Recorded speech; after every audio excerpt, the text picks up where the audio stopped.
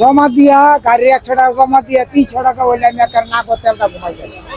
আমার কোনো খাওয়া নাই, কোনো দাওয়া না, নিয়ে খাই।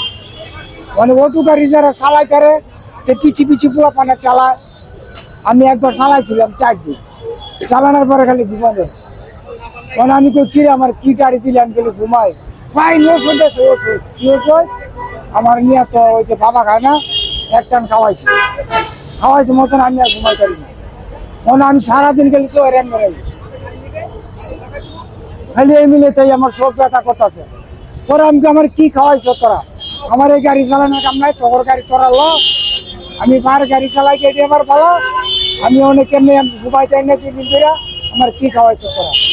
তো ঘুম হইলে না গাড়ি চালাইবেন, আমি আমার চোখ ব্যথা করে আমি এমনি আর চোখ ব্যথা করে।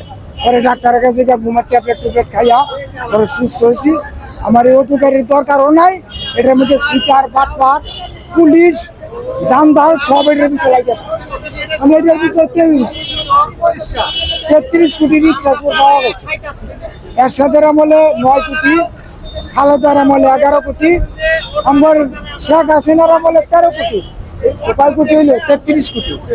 33 কোটি রিক্সা এদের থেকে আমরা বুঝা পাইছি, সংবিধানে পাওয়া গেছে। এবার 3 জনের সংবিধানে পাওয়া গেছে 33 কোটি রিক্সা। আর দরকার নাই বাটপার বুট করে কয়দিন কাঠপুর দিয়া চালাইছে।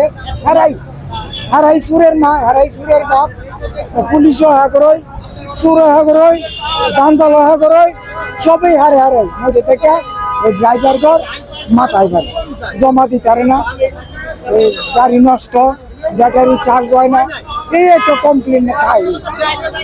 ফারাজনের মালিক হলো বাটপার, এই অটো রিক্সার মালিক হলো নম্বর ব্যাটারি পুরান ব্যাটারি লাগায় ওই রাস্তা গেলে চার্জ থাকে আর একবার জমা দাও তো জমার দরকার নাই।